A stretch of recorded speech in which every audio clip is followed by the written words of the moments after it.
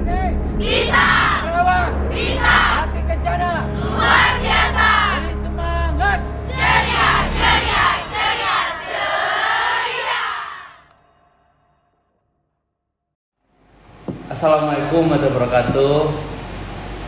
Halo guys, kita kembali lagi di episode ngobrol bareng alumni. Kali ini kedatangan alumni tahun berapa ya? Angkatan 2021 Pak. 2021 angkatan pandemi ya? Iya, angkatan 2021. Angkat sumpahnya online. Angkat semuanya online. Online serius? Online serius. Vibes-nya gimana itu? Ya sedih sih Pak. Sedih. Sedih soalnya online. Soalnya Nggak online. ketemu sama teman-teman gitu. Kamu di rumah gitu? Enggak, aku di tempat kerja Pak. Kamu di tempat kerja? Iya. Tapi belum tempat kerja yang baru sekarang ya? Belum. Beda lagi. Oke. Kita kenalan dulu. Ini tadi langsung nyamar aja akad sumpahnya online 2021. Kenapa online-nya nanti kita ngobrol. Boleh kenalin ini tuh alumni 2021, nama lengkapnya aku nggak tahu ya. Ilham apa sih?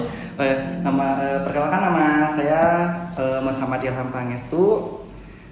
Saya alumni angkatan tahun 2021. Biasa dipanggil Igun. Bisa dipanggilnya Igun. Igun. Nggak tahu kenapa ini panggil Igun. Itu panjang sih Pak ceritanya kalau diceritain. Nggak usah ditanya aja. 20 menit pada deh. Habis aja sama ini nggak apa-apa lah.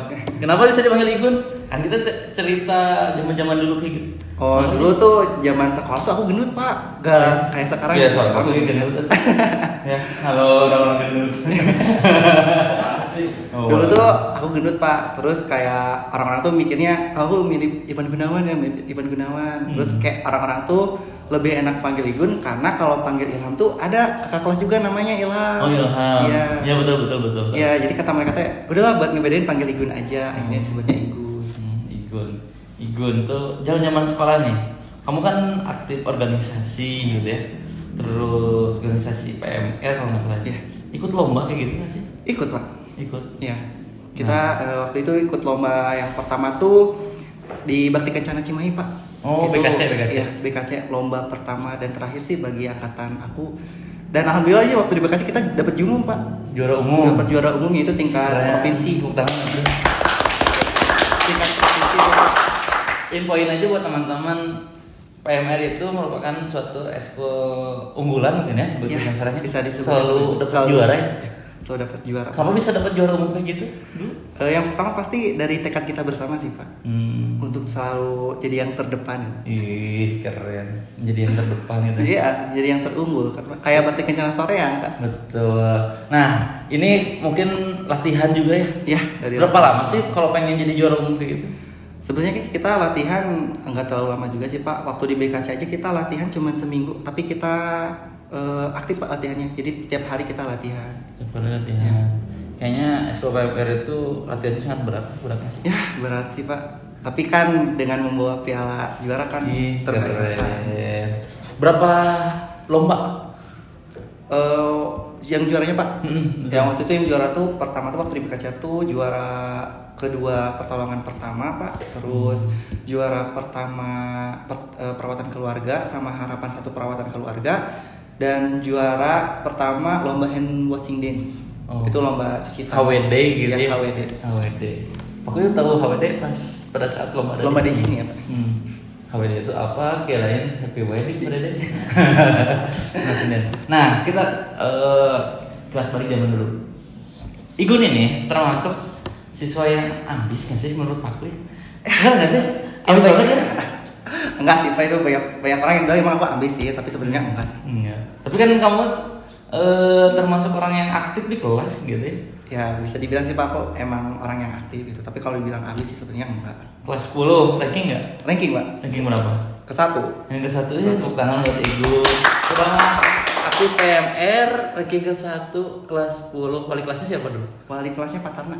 Pak Tarna. Iya, Pak Tarna. Itu semester 1 semester 2 ranking 1. Semester 1, semester 2. Iya. Enggak, semester 1-nya ranking 2 dulu, semester 1-nya ranking 2, semester 2-nya baru ranking 1. Satu, keren. Terus kamu termasuk di kelas kayak gimana sih dulu?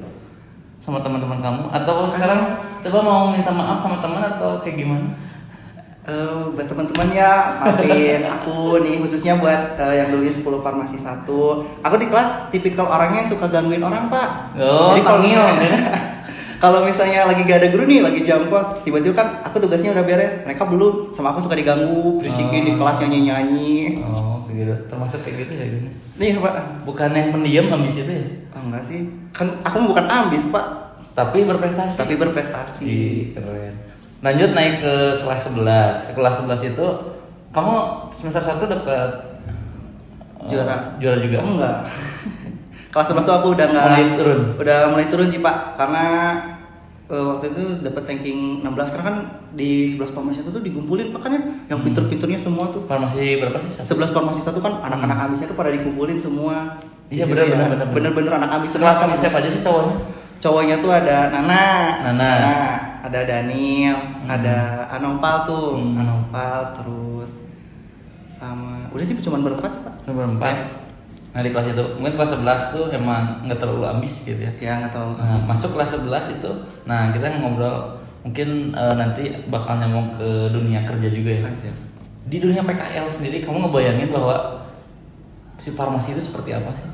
Yang kamu belajar nih di sekolah, Ya. terus masuk dunia PKL, nggak kepikiran nih, kok gini banyak nih temuin kayak gitu nggak sih? Banyak sih pak, karena kan jujur kalau misalnya di sekolah kan kita praktek misalnya dapat nilai kecil atau misalnya salah meracik nih, salah baca resep ya, kita cuma dapat nilai jelek misalnya dari guru kan.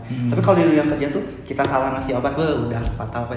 Kita Itu pada saat zaman PKL. pada zaman PKL tuh langsung dapat parah pak, langsung dapat. Dulu di mana PKL? Di Kimia Farma Apotek Sareang. Berarti yang di mana sih? Cincin ya? Cincin pak, di Cincin. Betul. Nah, Igon ini dulu PKL, udah PKL.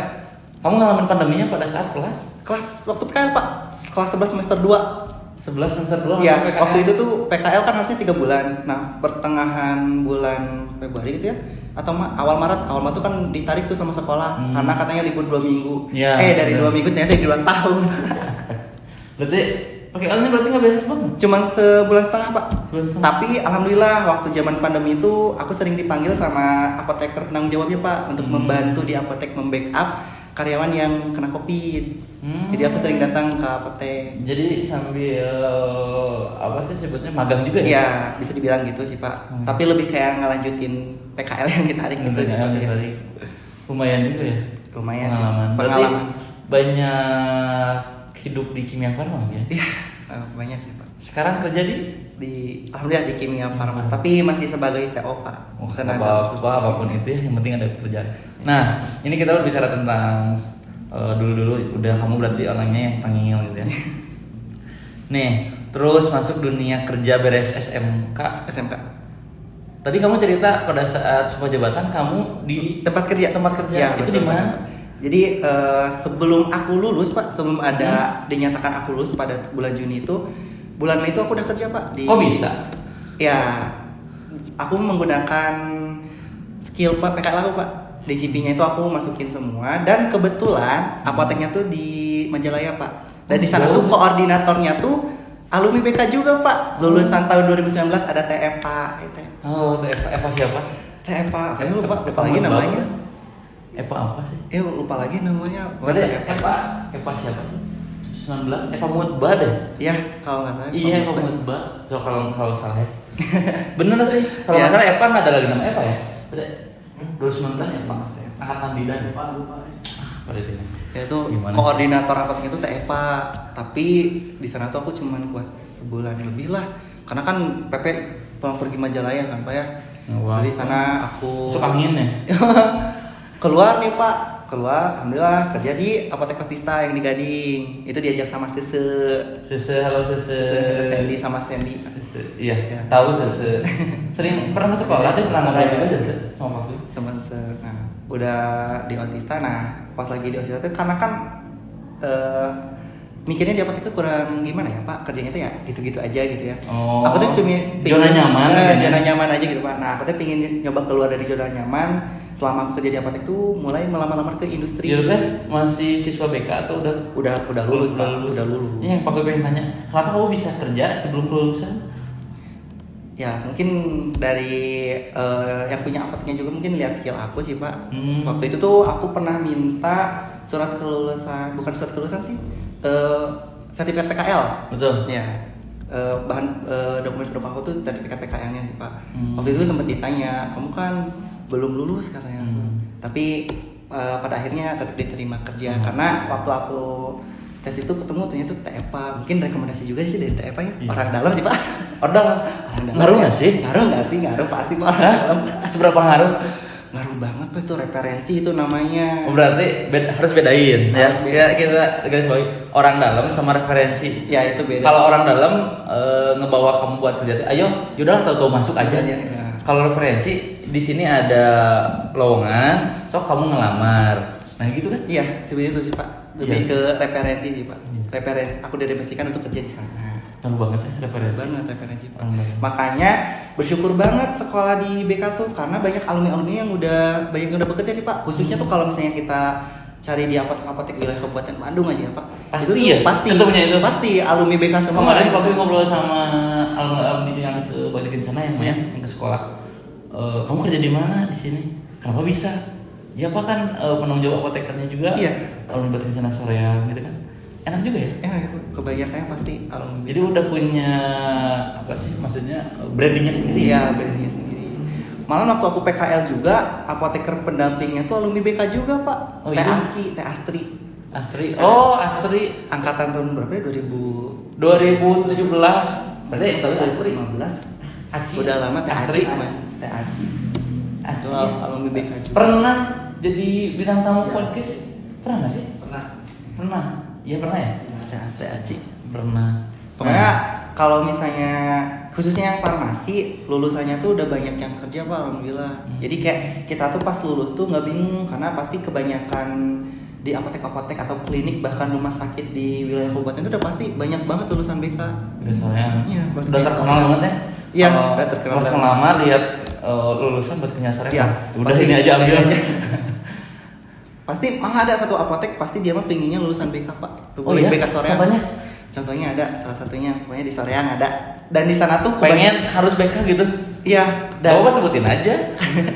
Nggak apa itu ada bedanya. Nah di sana tuh memang kebanyakannya alumni BK Soreang semua. Dari mulai apotek. Boleh nebak nggak sih? Bio Farma. Bukan. Biomedika. Oh Biomedika. Bio Farma industri pada. Enggak sih Pak. Enggak disebut mereka pengennya lulusan BK Soreang. Tapi banyak biomedika juga. Ya karena banyak alumni BK Bakti Kencana Soreang, jadi mereka tuh kayak lebih mengunggulkan Bakti Kencana Soreang dibanding yang lain. Karena emang mungkin lebih pro gitu ya. Karena lulusannya juga udah banyak yang kompeten di sana. Nah gitu.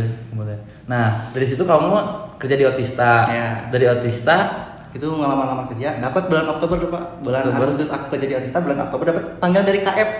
Dari berarti sempat masukin dulu lamaran ke KF? Ya sempat dari Kimia Farma itu gagal.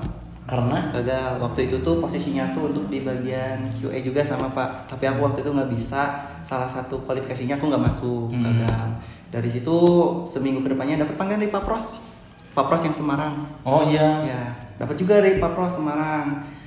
Dari sana semuanya interview user, HRD semuanya lulus Pak. Pas ke Semarang medical check up gagal karena mereka teh pengen aku datang ke sana tuh di hari Jumat sedangkan aku diteleponnya di Kamis sore. Jadi malamnya aku berangkat jadi medical check upnya gagal. Bukan jodohnya ya, bukan jodohnya. Sangat terlalu jauh ya. Sangat terlalu jauh. Terus kenapa bisa masuk sekarang ke Kimia Farma? Nah, ini tuh kesempatan kedua Pak. Sebelum aku berarti ada kesempatan kedua ya? Ada kesempatan kedua Pak. Kan yang apapun yang udah ditakdirkan untuk kita pasti gak akan pergi dari kita kan. Kalau bahasa Sunda jodoh pati bahagia cilaka. Ya. Nah sebelum aku ke KF tuh Pak, aku kerja dulu di PT Triman di Ranca Ekek sama industri juga. Industri farmasi. Ya industri farmasi. Sebetulnya sih banyak perusahaan-perusahaan farmasi industri yang menginterview aku. Yang jadi problematikanya tuh gini Pak. Lulusan kita tuh kan farmasinya klinis kan, nah, itu klinis dan jadi komunitas. Yang banyak membutuhkan itu farmasi industri. Nah gimana kamu nih? Nah itu Pak, aku pinter banget tentunya. Nah gimana? Berarti tips and trick ya, buat teman-teman yang jurusan farmasi klinis, biar gimana masuk industri. ke farmasi industri. Nah, mungkin tips dari aku yang pertama ya, kalau kalian ingin masuk ke farmasi industri, saat kalian interview aja ya, saat kalian memperkenalkan biodata diri kalian, khususnya biografi tentang pendidikan kalian, mungkin kalian pasti bakal tanya, kamu kan farmasinya klinis komunitas ya kan Pak? Kita tuh sebagai klinis komunitas. Tapi tetap jawab aja. Kalau aku waktu itu gini Pak jawabnya. Memang betul Pak, saya lulusannya farmasi klinis dan komunitas. Tapi di sekolah juga kita mempelajari secara teori tentang farmasi industri.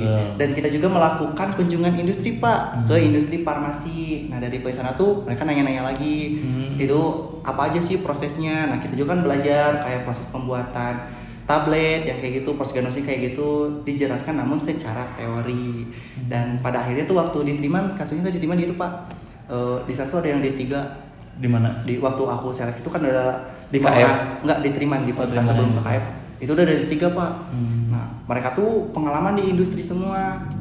Lowongan itu jadi IPC, Inspektur Prosesnya, Inspektur Proses Quality Controlnya. Nah, aku tuh fresh graduate ya Pak, belum punya pengalaman industri, lulusan sebagai farmasi klinis ya, dengan tantangan yang sangat berat gitu. Aku menjelaskan secara teori tentang farmasi industri. Alhamdulillah akhirnya aku yang keterima. Alhamdulillah. Berarti di situ berapa lama? Di situ tuh aku masuk bulan Februari 2022. Dan perusahaannya tuh kan Pak, waktu kami itu banyak industri-industri yang mengalami penurunan produktivitas kan.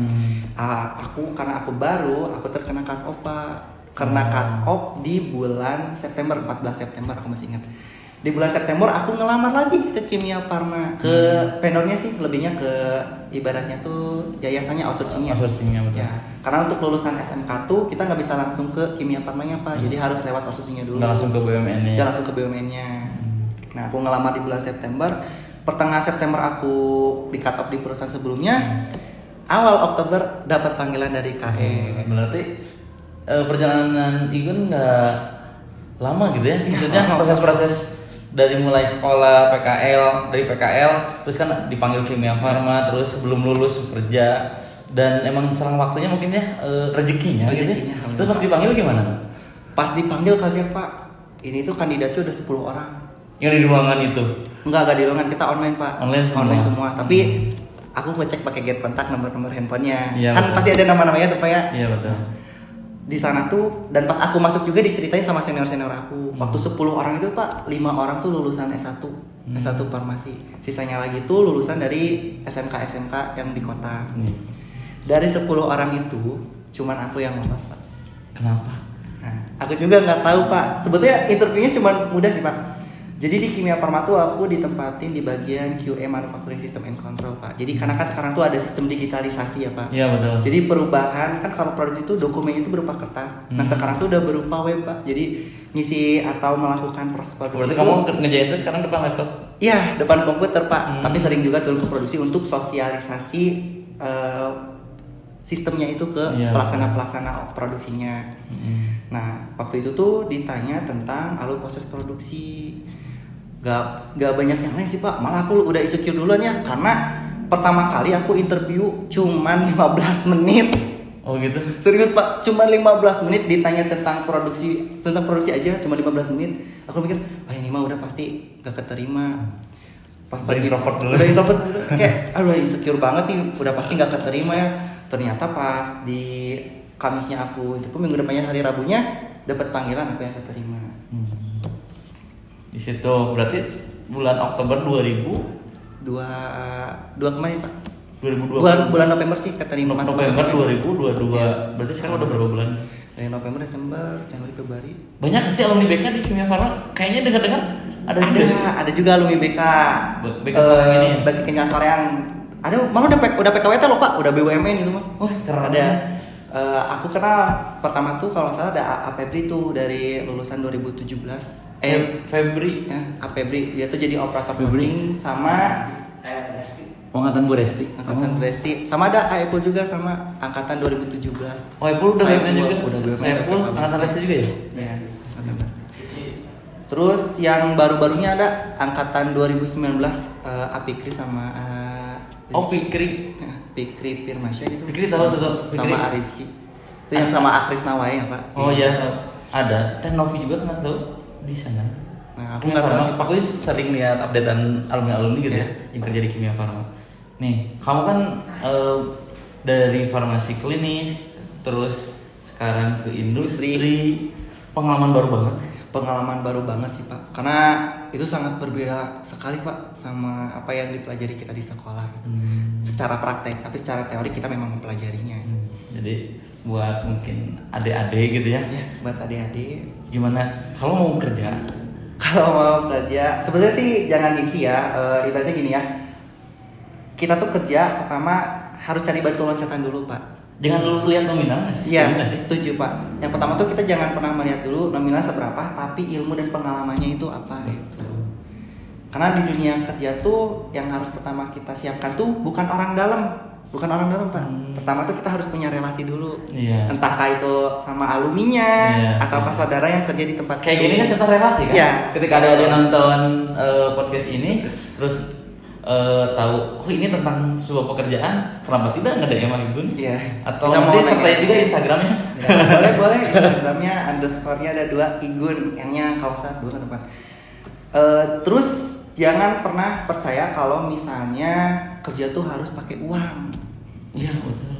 Kita harus kerja harus nyogok dulu harus apa? Jangan. Ada kan yang gitu? Ada yang kayak gitu. Biasanya pabrik-pabrik ya. Ya, industri itu kayak gitu. Kalian usaha dulu aja, yakin dulu aja sama diri sendiri. Ngetes, dia ngetes Ya, kemampuan diri. Ngetes kemampuan diri aja. Gak usah pakai uang nyogok-nyogok gitu ya Pak. Iya. Itu tuh banyak kejadian di industri. Itu mungkin ya, itulah cerita-cerita Igun mulai perjalanan hidup dari anak SMK yang tengil. Heboh suka banget, gangguin. Pak. Tempat kerja suka gangguin temen nggak? Suka bikin heboh acara Pak. Malah waktu kemarin atasan aku perpisahan, atasan aku sebelumnya itu kan Oh, ada kayak family gathering gitu. Iya, dimutasi ke Bio Farma Pak, dipindahin ke Bio Farma. Pesannya tuh cuma satu Pak, tetaplah jadi suspending agent dan emulgator yang baik untuk membawa suasana di ruangan ini lebih ceria. Suka. Jadi itu termasuk stakeholder dalam sebuah ruangan juga. Ruangan ya, untuk ibaratnya tuh jika ada 2 lingkaran tuh aku yang harus menyatukannya. Keren Igun. Nah, yang terakhir mungkin sekarang kan lagi mungkin ada yang bingung dari siswa SMP yang SMP. pengen masuk ke SMK. Kenapa sih harus masuk ke Bakti Kencana Soraya? Oke, mungkin pertama buat yang emang pengen masuk dunia kesehatan terutama farmasi ya Pak ya, aku sangat menyarankan masuknya ke Bakti Kencana Soraya. Karena kenapa? Yang pertama dari relasi itu Pak. Yang pertama tuh relasi. Jadi kalau kalian misalnya tujuan masuk SMK pengen langsung kerja, nah cocok tuh masuk ke Bakti Kencana Soraya karena banyak sekali alumni lulusan Bakti Kencana Soraya tuh yang udah kerja baik itu di industri, di klinik, rumah sakit, bahkan apotek. Terus kalian jangan pernah mendengarkan opini-opini masyarakat Pak. Jadi masyarakat tuh banyak yang sering bilang, apa sih masuk farmasi nanti lulusnya kerjanya jadi ini itu ya, gajinya kecil. Jangan pernah mendengarkan itu. Tetap yakin sama diri sendiri. Gitu. Oke, terima kasih untuk Igun nih Igun. Ternyata episode kali ini sangat menginspirasi ya. Nggak pernah terbayangkan sama Pak juga ya ketika kebanggaan tersendiri nggak sih buat guru gitu ya? Iya, ketika anak-anak didiknya gitu sukses gitu ya, sekarang masuk dunia kerja, bentar lagi katanya mau direkrut masuk BUMN gitu. Iya Pak, mudah-mudahan nanti ada perekrutan lagi aku bisa ikutan dan lolos. Keren, utama ya. Oke, terima kasih untuk episode kali ini. Semoga bermanfaat buat adik-adik semua. Terima kasih. Assalamualaikum warahmatullahi wabarakatuh. Thank you, Gun. Siap, Pak. Siap.